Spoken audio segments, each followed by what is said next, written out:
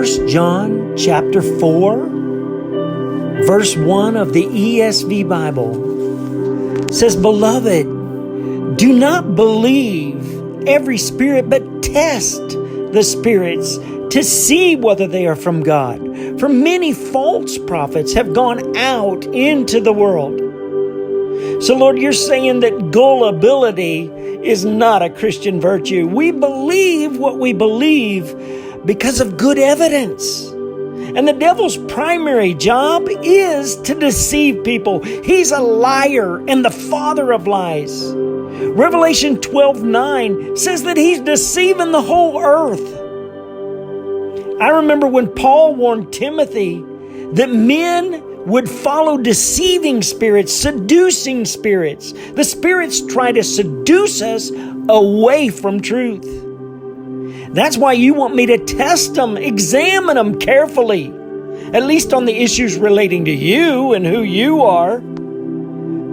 I mean, there are many issues that aren't eternally consequential. And if I disagree with my brother on those, I don't need to make a big deal out of those and turn misdemeanors into felonies.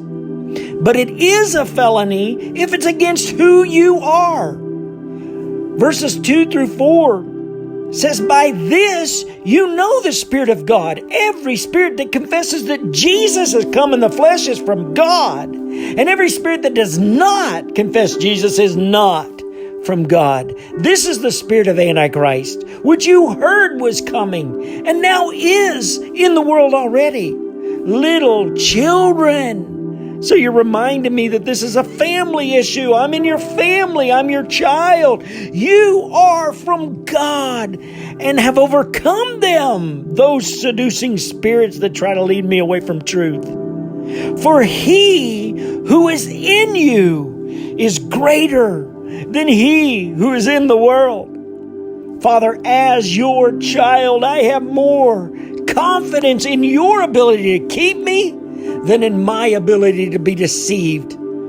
Verse 5 says, "They are from the world, therefore they speak from the world." Lord, there's another voice out there. It's a strong, loud voice.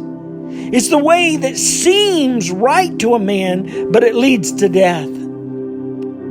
And it says the world listens to them. Verse 6 says, "We are from God. Whoever knows God listens to us. Whoever is not from God does not listen to us. By this we know the spirit of truth and the spirit of error." And Holy Spirit, you are the Spirit of truth.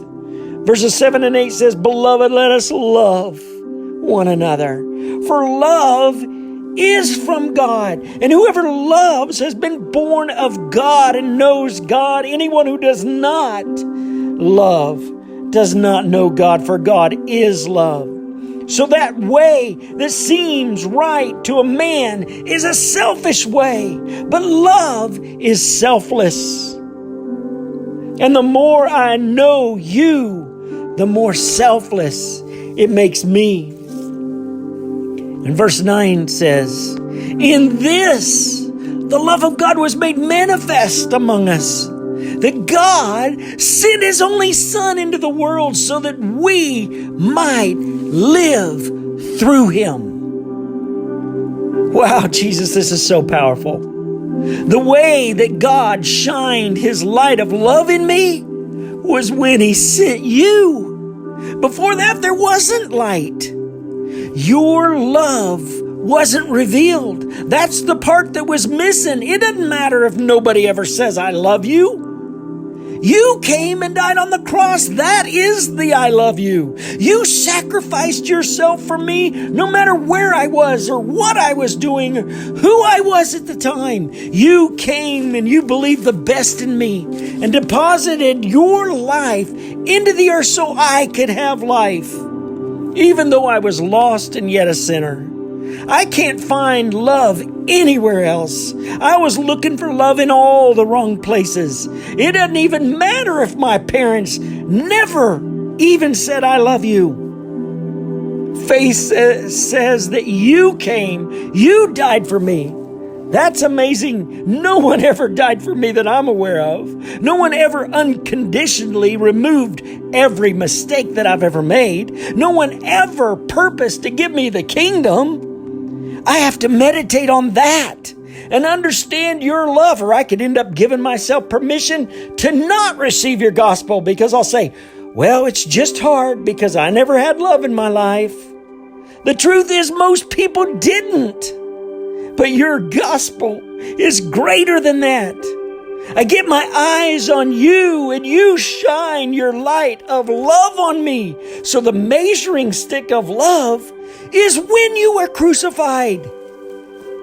So for me to begin to know your love, I have to accept that your crucifixion was the truest expression of love that ever was and ever will be. It's the only door to truth in that area. Your crucifixion is love. It's the foundation for love. Your word says that there was a clear statement in what you did. So now when I'm told by my dad that I'll never amount to anything, and he was taking his own frustrations out on me, so why would I believe what my dad said now that you've come? Now that you've come, everything's put in right perspective. And now I even understand where my dad's dilemma was. Oh my goodness. All his words were a reflection of all his own turmoil and pain. And it was just being vented to me. So why would I take that as my personal identity and now I don't have the ability to receive love because I didn't have love around me? Well, I've got love around me now. It says God is love. You are love. It doesn't say my dad is love. You are love. Now later you saved my dad and he had the privilege of growing in love and giving me love. He loved me. But my life wasn't dependent on him getting that revelation. My life is in you. It says you came into the world so that I might live through you. It didn't just say that I might live for you. It says through you. That means my whole identity is formed through you coming. Everything about my life, my destiny, my purpose, my motivation, my value, my significance is all because you came. Lord, that's so amazing. And faith takes me there. I believe I'm precious to you. I believe you love me. And I thank you for teaching me love. I'm not trying to find you through my family's experiences or past experiences. I'm finding you, Father, through your crucified Son. Or I'll just have an excuse and a reason to not be free. Because here's the dilemma. I can't change my past. I can't change what people did or didn't do. But I'm not damned there. I'm not stuck there. That's not me. Satan would love for me to be a product of that and end up being the next generation to carry on that emptiness. That just wants to reproduce itself into me, reproduce itself in me until I'm a spitting image of all that memory and pain. That's its intention. And you're here going, no, I love you. I died for you. Your life's worth living. They might not have showed it, but I have. And I can't allow myself to keep giving that power and thinking that that matters. My past experience doesn't matter. Lord, I'm concerned about all the emphasis on inner healing and deliverance and all that stuff. I think most of that stuff is so big in your church because we're not living by faith and trusting in your word.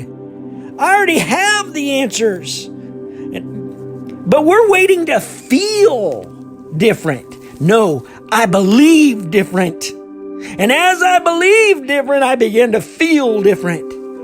Lord, I feel a lot different than before I was saved. I'm full of feelings now, but I don't live by them. All I got to do is find it in your word, and it's truth, baby. And this isn't hard. I just get alone with you, with nobody looking, and there's no pressure on my life. And I say, Father, today I choose to make a distinction. Anything about my life or in my life before you came, before your gospel came to me, none of that stuff determines my value and love in my life. The fact that you died for me, Jesus, is where I'm camping from now on. And Holy Spirit, I appreciate you bringing me a revelation of who you are in my life. Father, I believe you love me, or Jesus wouldn't have come and died for me. I believe you've washed away all my sin. You forgave me. Whether I feel it or not, I'm not waiting to feel it. I know it. That you love me and you made me precious in your sight. That you saw my life worth dying for. That you saw fit to love me. And your love never fails. So God, I thank you that I'm clean and I'm righteous in your sight because I'm predestined to be a son, and you saw fit to redeem me to sonship. So a son I shall be. I give myself to the gospel and proclaim truth over my life because my emotions and my psychological reasonings and feelings have nothing to do with the truth. The truth is I've been touched by your grace and mercy. And I've taken on a brand new identity, and my honor and integrity has been restored because I'm separated from sin, and faith takes me there. Or I'll just let my heart be hard and I'll be waiting for vindication and justice for something that'll never be changed. And now I'm locking my identity into the former days of who I used to be and not who you're trying to cause me to become through truth. So I'll either lock into a wrong identity and demand my rights at the cost of truth that'll make me free, or I can embrace your truth and become free and everything else dies. So nothing else matters at all in the light of knowing you. But if I let that matter and have a voice, then I'll never be released into knowing you. But now that doesn't matter to me, and I am released into knowing you. And the more I know you, the more that thing becomes nothing. And I don't even feel like I've lost anything because your grace and truth is greater. Or I'll be just sitting around with a sad heart, wishing to just get those years back that was stolen. No, I've got them all back and plus. Because you're my Father, and I'm so loved and so free from me. I'm not a prisoner anymore. Because people don't owe me. People can't hurt me. People can't abuse me. Because through you, I know who I am and why. And now I'm having the time of my life, and people aren't my barometer for what makes me complete. I don't need them to treat me right for me to be okay. That would still be trying to find love in all the wrong places. But you are my source of love, and I can still receive love from others, but I won't receive pain and hurt from them. I mean, they can sharpen me and encourage me and edify me and even cheer me on. But there is nothing that they can take from me. And if that isn't true, then I'll be in trouble because you left me here on the earth.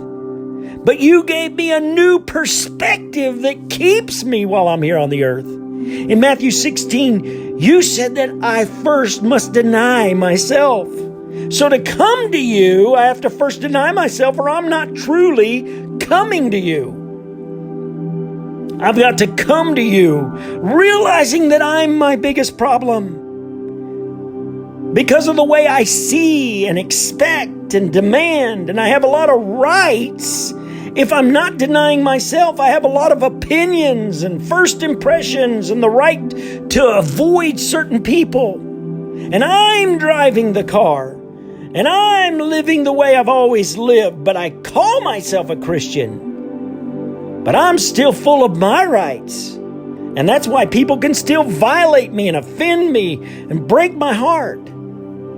And I'm like Play-Doh in other people's hands. No, I'm Play-Doh in your great hands. Because if I'm in the hands of men, it doesn't make me a masterpiece. But when I'm in your hands, I come out sculpted, baby. I'm looking good, meat, fit, and ready for the master's use. So I'm surrendering my rights in this place of prayer, and I have no need for men except to love them and to see their value. No matter what the circumstance, I'm not giving in to offense and hurt and anger and strife and frustration. They're no longer a part of my life. They're not in my destiny. They're not in the identity of who you are in me, because you are perfect love. And I thank you, Father, that you're molding my heart in agreement with yours. And you're causing my eyes to look through your truth and your wisdom.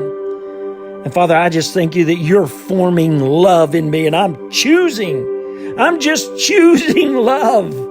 And I'm letting love rule and reign. And I'm not letting any other mindset or feeling or emotion rule in me, because I was created for your image, and your image I shall manifest. Father, what men say or don't say isn't the issue. What you say through Jesus is my truth. That's how I'm praying to you, Father. Not about all the things that concern me that I want you to take care of. And I'm not seeing myself way far from the truth and then coming to you and praying about what's wrong with me and asking you to change what's wrong with me. That would actually create a stronghold in me when I falsely identify myself. It'd be like me asking you for peace because I don't feel peace, when your word says that I have peace with you. So I don't need to stay sensual waiting for a package of peace to just fall in my lap and, oh. No, peace comes through knowing that I've been made right with you. When I'm weighing my life for faults and weaknesses, then I'm already thinking I'm not right with you. But you're declaring me righteousness. And that doesn't give me permission to live the same and live a loose life. You've called me to holiness. But then holiness comes out of knowing that I've been made right with you. So I'm not trying to be holy. That's impossible. Your grace empowers me to live holy because my heart beats in agreement with you. But the first thing I do is know that you came for me while I was yet a sinner.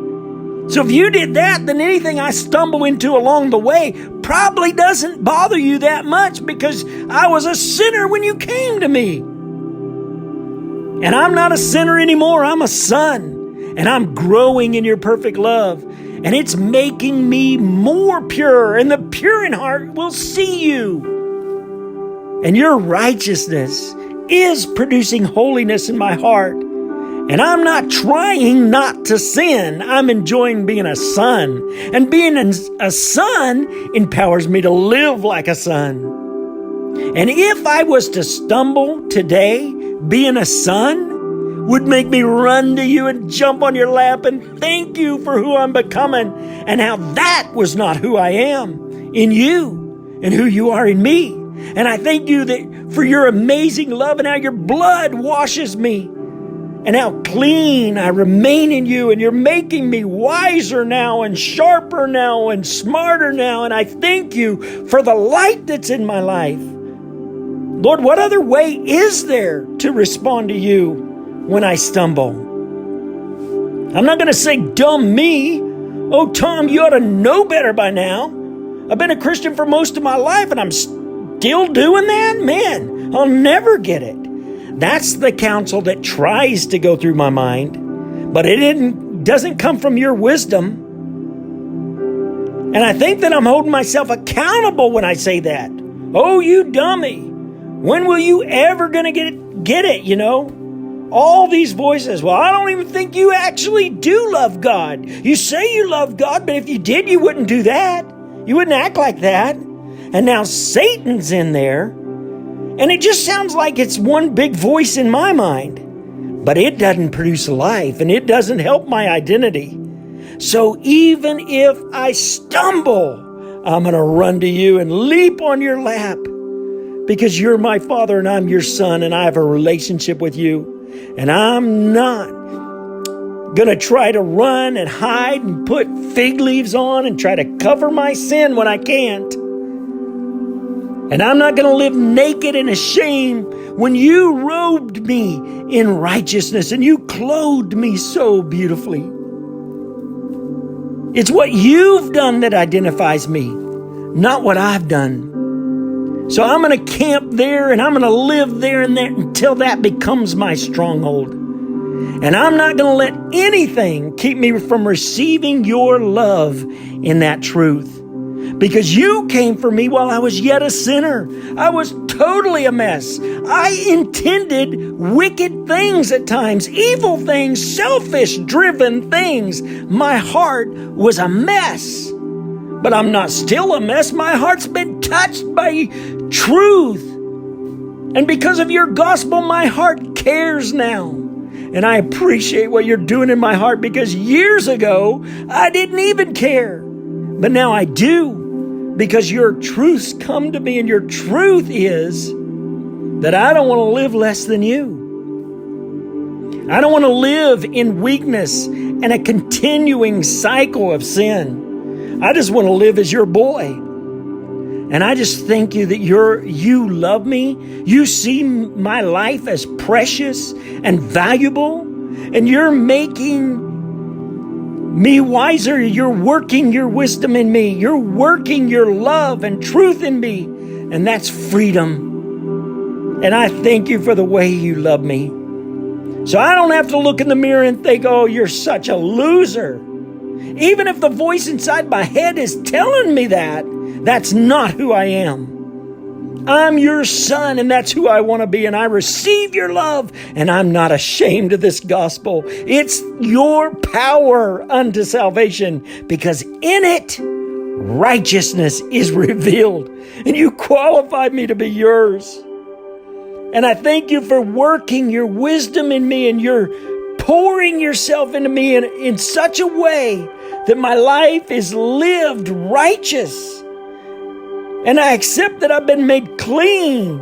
And now I thank you that my actions are clean because you've cleansed me from within. And faith is what takes me there.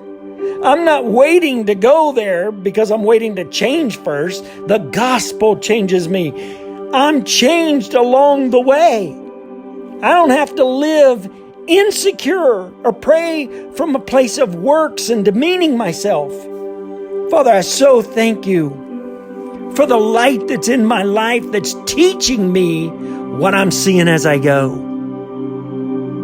I wouldn't be able to see these things if your light hadn't touched my heart. You're purifying me, God. I don't ever want to be in snap judgments or presumption. I don't want to hear things for what they're not. I want to walk in your wisdom. And I'm so thanking you right now that you're working that in me. Because I don't want to repeat sins. I don't want to make assumptions about people because you love those people. And you're in the know about them. So reveal to me what you want me to know about those people because I'm your boy. And I welcome your grace in my life. And I know that your grace changes me when I focus on what's been made right through your crucified Son, not on all my issues and what's messed up about me. I'm not troubleshooting my life or problem solving. I'm growing into your answers. It's your truth that makes me free, not my natural reality, and focusing on that. And the greatest truth that makes me free is just that you love me. I just need to camp on that for the rest of my life. Father, you love me so much. My life is so worth dying for to you. And you, by your Spirit, are teaching me that reality. You're teaching me the value of my life, and I'm open for that. You're not a fool, so you wouldn't have put your Son on the cross if I wasn't your will, if there wasn't a big yes and amen and a smile toward my life. You'd have never went through what you went through if you didn't love me. And faith takes me there. And I'm not going to let my mind determine my life instead of my heart, because my heart's alive. So I'm not going to let my mind hold me in prison when you've come to open prison doors. You've come to make my perspective brand new and put truth on my scenario and get human wisdom out of me so I can believe out of my heart and live out of my heart and not my mind. You've made my heart beautiful and perfect, and you've made my heart to care. So I'm not judging myself based on my performance and how it's been. I'm going to judge myself based on where my heart wants to take me. I can't change my performance without you changing it through me. Because I'm not just superficially speaking your word over my life and trying to suppress all the pain and loss that I've gone through. I'm entering into relationship with you through your word, and I'm personally talking to you and communing with you over your word. I'm not just quoting and confessing your word over my life like what I was taught to do in church, but I'm personally not a fan of that. I'm a fan of relating to you and communing with you and knowing you. Because I can confess your word over my life all day long. And if it's not my reality, then I'll start questioning your word. And I'm wondering what am I doing wrong? And end up throwing myself into works. But your gospel is so healing. I'd be a fool to deny the physical loss and the pain and how real it is. I've experienced a lot of loss in my life. But your gospel has so conditioned me and put things in such a perspective that there's such a thankfulness to life. Those things that try to bubble up and make me hurt, it's not like I have to address them one by one. That's where all that inner healing and deliverance programs come from. But your gospel truth heals and restores my heart. And I realize that you're my answer for everything. And you put a right perspective on all that pain that starts to bubble up. So that I'm not hiding it. And all of a sudden my perspective opens up to thankfulness until I'm almost bursting because of the gospel. So if there is hidden traumas in my life that begin to bubble up, when I'm communing with you, it's such a safe place to receive your grace to begin to change my perspective. And you shift it until I see it for what it really is. And you begin to separate me from that trauma. And I begin to see that, you know what? I really am okay because you've come and you've received me. And now I can just be thankful. And I'm not just suppressing my realities, but you just shift my perspective to see my life through your eyes. You don't want me hurt and broken. There's nothing in my life that should just be allowed to hurt and break me. And I've heard preachers say that, hey, we all have that. It's a reality of life. If you say you don't have it, you're a liar or you're in denial. I've heard sermons like that. But if I'm so busy focusing on the trauma, I'll miss the thankful side of all that grace that got me through it. And maybe I'm not just a survivor. Maybe there's a grace in my life that got me to where I am today. Maybe I'm not just a survivor, I'm an overcomer. Because if not, I'm just going to give permission for my flesh to keep dominating me. And I'm going to have to walk through things one by one, and it'll throw my identity into crisis. But I'm clinging to a healthy identity because my life's in you, Jesus. And you're greater than anything I've harbored. And you're raising my perspective in truth far above anything I would be just as a mere man. And now I'm so thankful. And I know that there are things designed against every person, including me, to get me to think through a mindset that produces no life. And that steals what's right there in front of me. But your kingdom comes in seed form. Your gospel is seed form. And I tend to miss that. And then I get focused on what seems to be my present reality. And I forget the power that's in the seed that's growing in my life. But the just lives by faith, so I'm excited and I know things are going to work out. So I'm not bothered by all that stuff. And I thank you that when things try to well up, you bring them into gospel light. You shift my perspective and establish gospel freedom in my life. And if it doesn't build up, edify, or encourage my life, then I know it's not from your heart and mind. And I thank you that you have a destiny for me. The beautiful things that I've seen you do in others, I know you want to do it in me. You've qualified me, equipped me, and made me precious in your sight. And now I start to see others the way you do. And I even have compassion for someone who's abused me, because I realize that they're the ones who are in desperate trouble. I mean, I'm hearing you. Your spirit lives in me. I'm not a prisoner to anything that someone does to me.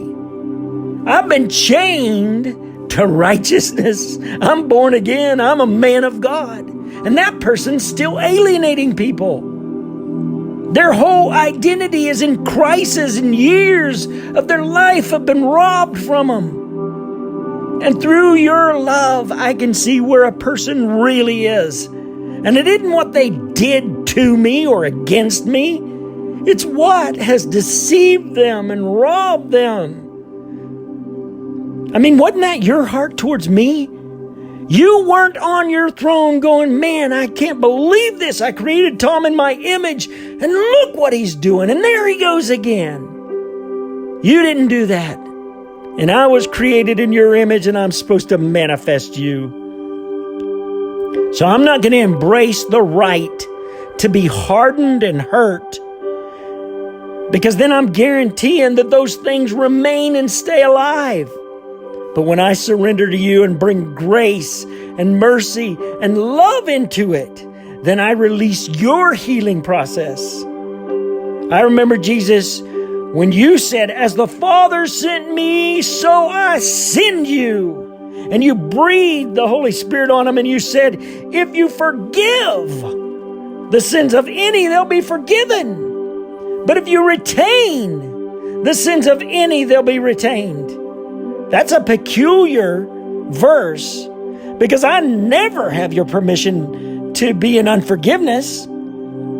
So if I see somebody sinning and I forgive them, they'll be forgiven. And that doesn't mean they don't have to repent in their own heart and get saved, but you'll treat them with grace. If I continue to see their value, your grace to redeem their value will come on their lives. But if I lock up my heart and retain their sin and shut up my heart, then where's mercy going to flow from?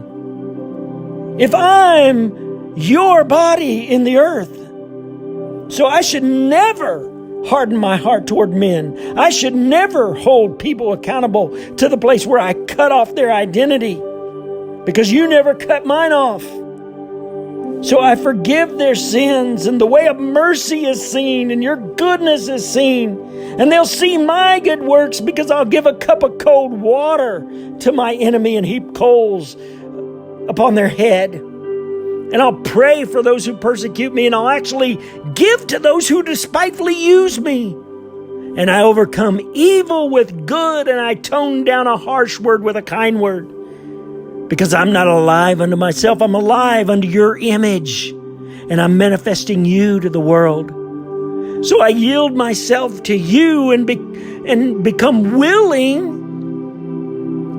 and I'm in agreement with you. And I'm not saying why and how and keep the offense. And I'm not going to let what people do matter and dictate my life. I want to see people the way you do. But if I don't forgive, I keep the offense alive. And then 20 years from now, it'll still be shaping and sculpting me because it still has a voice. But if I forgive, I render the offense powerless and I kill it right there. It's the beauty of your gospel. When you walked the earth, people mishandled your beauty and touched you wrong. But in your heart, no one could touch you. You're perfect love. So now I need to see what you see and know that if someone is abusing, they're the ones in trouble. Now I ought to cry for them and feel sorry for them.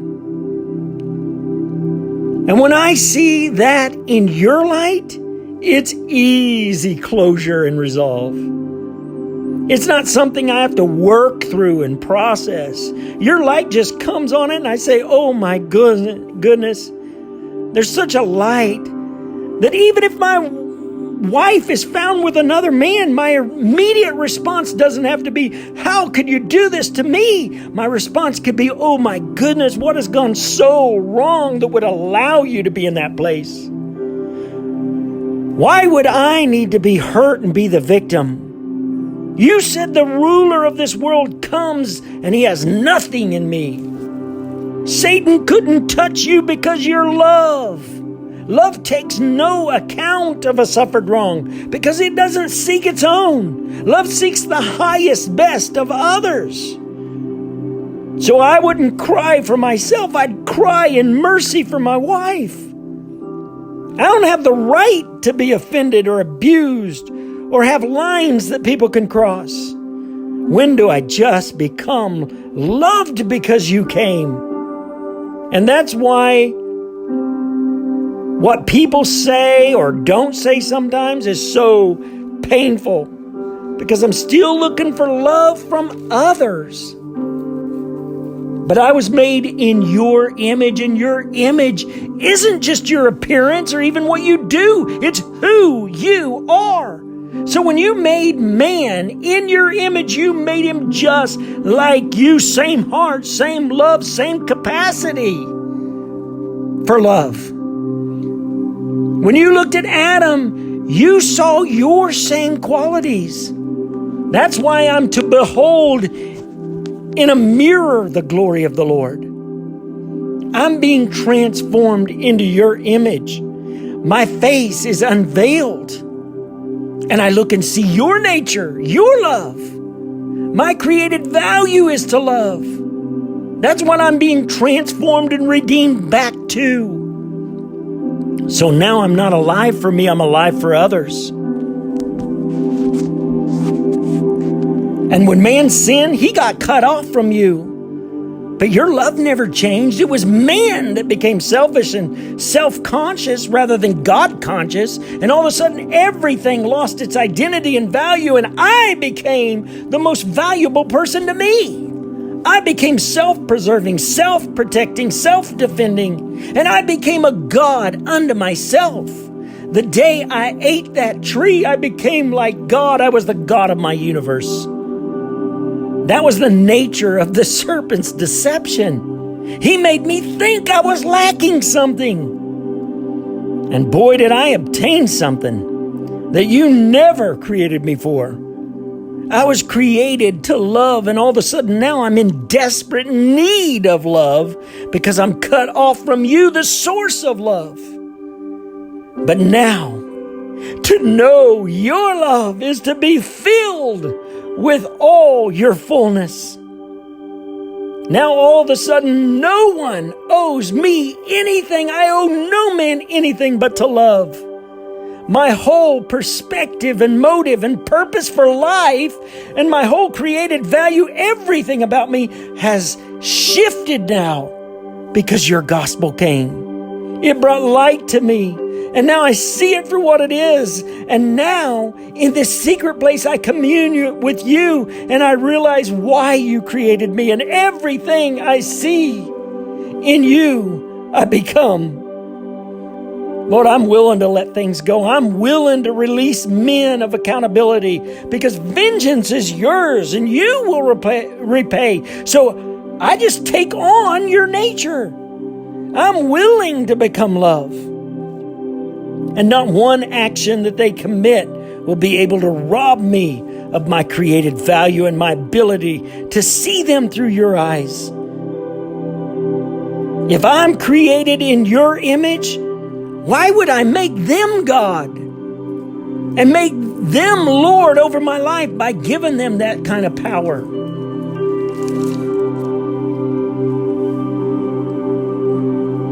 And verse 16, down in verse 16, it says, so we have come to know and believe the love that God has for us. God is love. And whoever abides in love abides in God and God in him.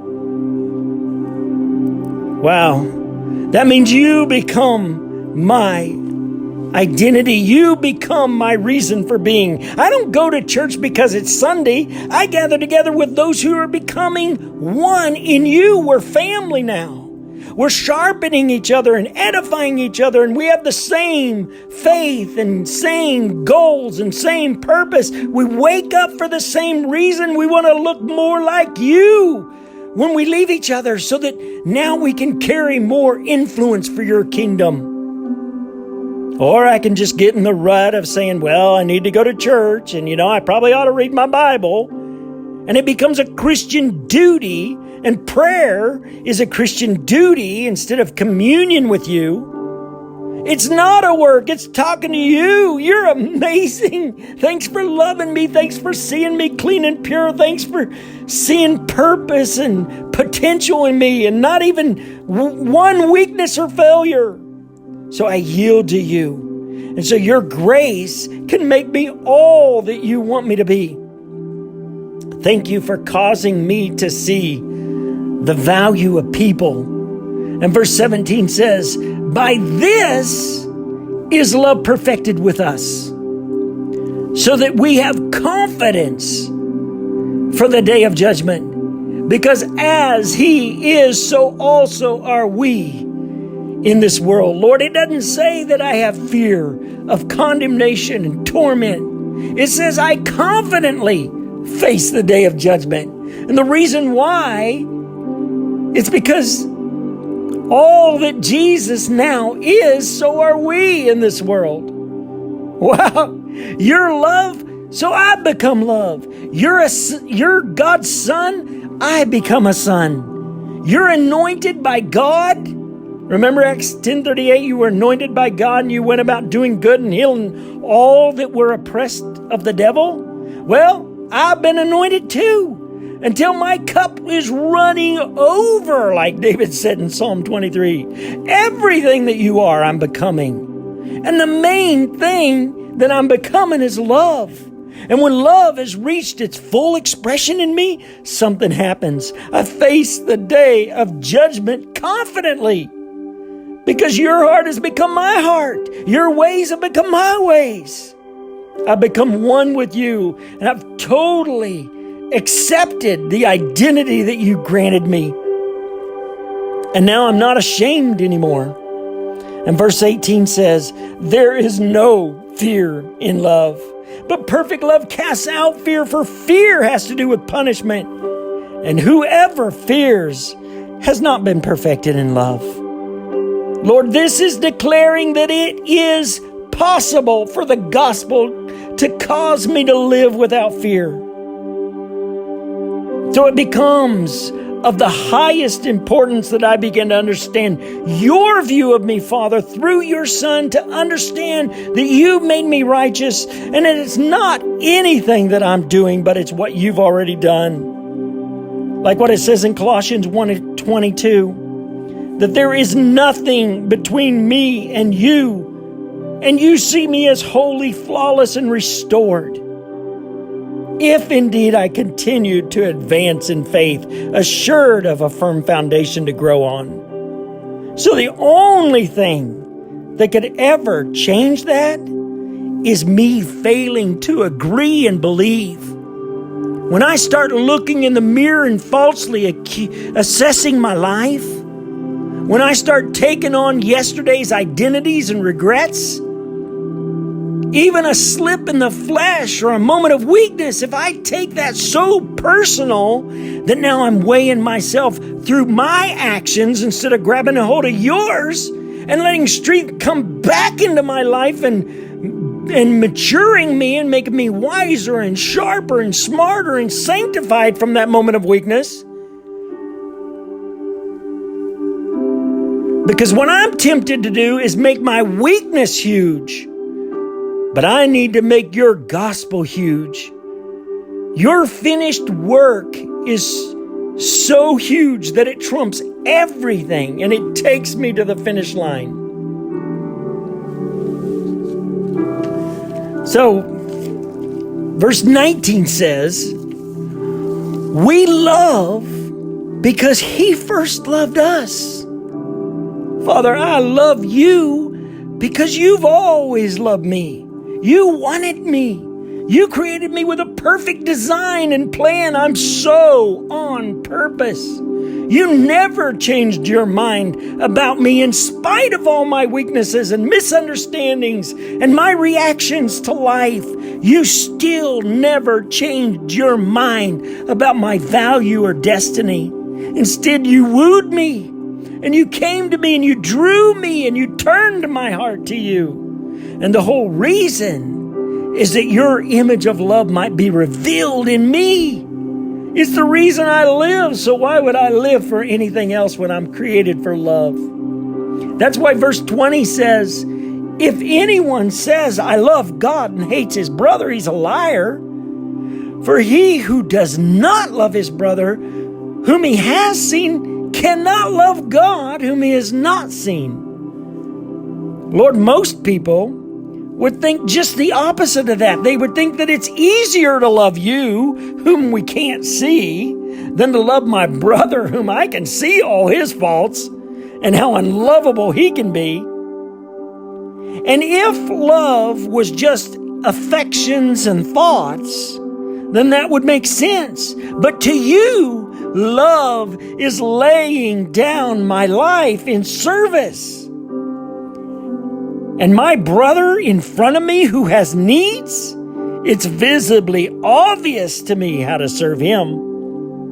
And if I can't serve needs that are visible, then how can I serve and lay down my life for You when You're not visible? So You made it easy for me. You said, Tom, you can love me by loving your brother. That's why verse 21 says, and this commandment we have from Him. Whoever loves God must also love his brother. And you go on in chapter 5 to say that if I love you, then I have also to love your kids. I have to love your kids. So, Father, thank You for helping me to see others the way You do. To see their purpose and destiny in You and to cheer them on